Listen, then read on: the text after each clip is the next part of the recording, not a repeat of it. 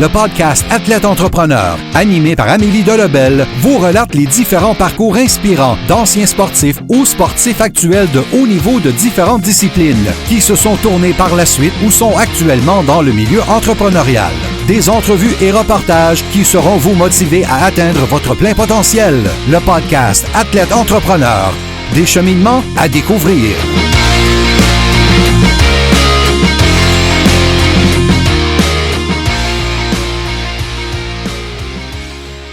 Bonjour à tous, ici votre hôtesse Amélie Delebel et je suis très heureuse de vous accueillir sur mon podcast Athlète Entrepreneur pour cet épisode 023. Athlète Entrepreneur est un podcast qui a pour but de motiver les athlètes ou anciens athlètes qui souhaitent se lancer en affaires. Pour cet épisode, j'ai décidé de vous en apprendre un peu plus sur Michael Jordan, considéré par plusieurs comme le meilleur joueur de basketball de tous les temps, en plus d'avoir créé un empire avec sa marque Air Jordan. La carrière de Jordan a débuté dans la NBA en 1984 après avoir été le troisième choix au total du repêchage par les Bulls de Chicago. L'athlète de 6 pieds 6 avait auparavant disputé 3 saisons au niveau universitaire avec les Tar Heels de la Caroline du Nord, où il a remporté le championnat national en 1982. Pour ceux qui se demandent, Hakeem Olajuwon et un certain Sam Bowie ont été sélectionnés avant Jordan. Rapidement, le numéro 23 fait son nom dans la NBA tant par ses prouesses offensives que défensives. Ses qualités athlétiques lui ont donné le surnom de Air Jordan. C'est en 1991 qu'il remporte son premier championnat de la NBA. Il répétera l'exploit en 92, 93, 96, 97 et 98, tous avec les Bulls. Au niveau des honneurs remportés lors de ses années dans la NBA, la liste est très longue. En plus de ses 6 championnats, Jordan a remporté le titre de joueur de la finale lors de ses 6 sacres, ce qui constitue un record de la Ligue. Il a également été nommé à 5 reprises le MVP de la saison régulière, en plus de faire 14 présences au match des étoiles, a été nommé à 10 reprises sur la première équipe d'étoiles, 9 fois sur la première équipe d'étoiles en défensive et 10 fois le championnat de meilleur pointeur de la saison régulière. Sans surprise, son numéro 23 a été retiré par son équipe universitaire et par les Bulls de Chicago, mais également par le Heat de Miami pour sa contribution dans le monde du basketball. C'est d'ailleurs la seule autre organisation de la NBA qui a honoré Jordan de cette façon. Il détient les records de la NBA pour la moyenne la plus élevée dans la carrière en saison régulière avec une moyenne de plus de 30 points par match et une moyenne la plus élevée en séries éliminatoires avec 33,45 points par match. Avec l'équipe américaine, Jordan a remporté la médaille d'or à 2 occasions aux Jeux olympiques, soit en 1984 ainsi qu'en 1992. Sans surprise, Air Jordan a été intronisé au temple de la renommée du basketball commémoratif Naismith en 2009 pour sa carrière individuelle, mais également en 2010 lors de l'intronisation du groupe de l'équipe olympique masculine de basketball de 1992, surnommée la Dream Team. Il a également été introduit au temple de la renommée de la FIBA, donc la Fédération internationale de basketball, en 2015. Certains l'ignorent peut-être, mais Jordan aurait pu en ajouter encore plus à son impressionnant palmarès sans ses 2 premières retraites. En effet, Jordan a quitté les terrains de basketball pour la première fois avant le début de la saison 93-94. C'est en fait officiellement le 6 octobre 1993 que Jordan annonce sa première retraite sportive à l'âge de 30 ans. Il faut savoir que quelques mois auparavant, le père de Jordan a été retrouvé mort, assassiné.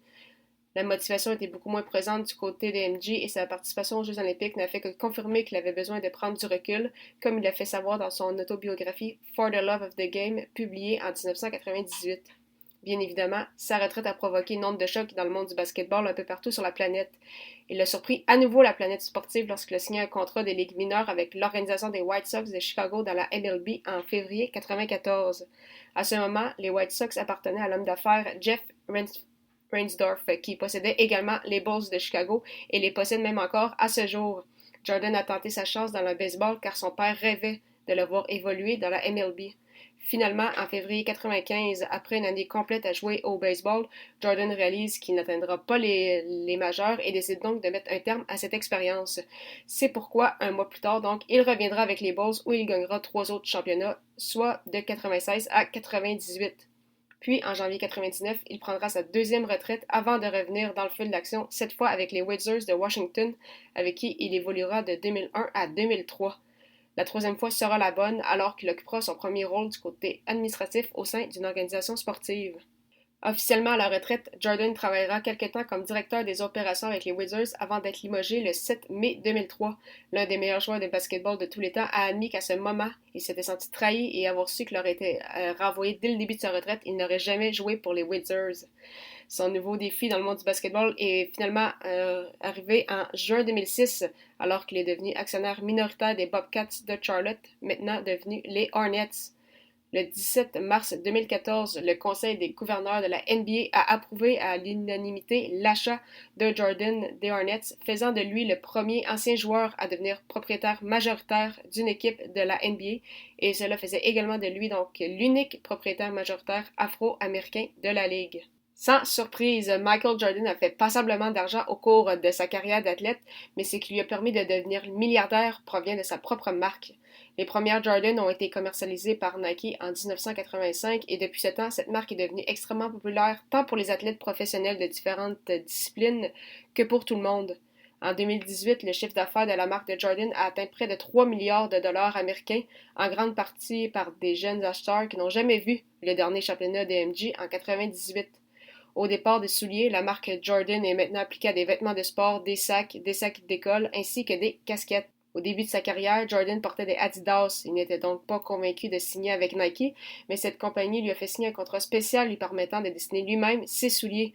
D'ailleurs, les chaussures Jordan 1 se sont toutes vendues très rapidement. On peut donc dire que le pari de Nike a été très payant. Il faut également savoir qu'au lancement du premier soulier de Jordan, la NBA avait banni la marque puisque les souliers étaient trop voyants, étant majoritairement rouges, et à ce moment, il était uniquement possible pour les joueurs de porter des souliers blancs ou noirs. Heureusement, les temps ont changé. Maintenant, la marque Jordan touche beaucoup plus de sports, pas seulement le basketball, et c'est pourquoi il y a beaucoup d'ambassadeurs de différentes disciplines qui en font la promotion. Également, en octobre dernier, un magasin Jumpman a ouvert à Los Angeles qui comprend entre autres le service de personnalisation de vêtements et chaussures. Selon le réputé magazine Forbes, en juin 2019, la fortune de MJ était évaluée à 1,9 milliard de dollars américains. Assez impressionnant quand on pense qu'il a fait un peu moins de 100 millions de dollars lors de sa carrière d'athlète, qui reste quand même un montant non négligeable, on s'entend. Uniquement avec les redevances de Nike, Jordan empoche maintenant 100 millions de dollars annuellement. Il est devenu en juin 2014 le premier joueur milliardaire de l'histoire de la NBA. Sachant que LeBron James fait de son côté environ 90 millions de dollars par année avec Nike également, il pourrait être le deuxième à atteindre ce plateau. En juin 2017, Jordan est retourné dans le monde du baseball alors qu'il est devenu actionnaire minoritaire des Marlins de Miami, une équipe de la MLB. En plus d'investir dans le sport et de s'impliquer dans plusieurs organismes, Jordan possède des restaurants, dont un steakhouse à New York. Au cours de sa vie, il a également été impliqué dans le domaine de la moto avec Michael Jordan Motorsports, où son équipe a participé à des courses de l'American Motorcyclist Association, la AMA, jusqu'en 2013, ainsi que dans le domaine automobile, comme quoi Michael Jordan aime avoir un portefeuille diversifié. C'est ce qui met fin à cette émission. Merci beaucoup encore une fois pour votre support et en souhaitant que vous ayez aimé ce 23e épisode officiel d'Athlète Entrepreneur. N'hésitez pas à consulter mon site internet améliedelabelle.com pour écouter tous mes épisodes de podcast et lire mes derniers articles de blog. À la semaine prochaine pour une autre émission.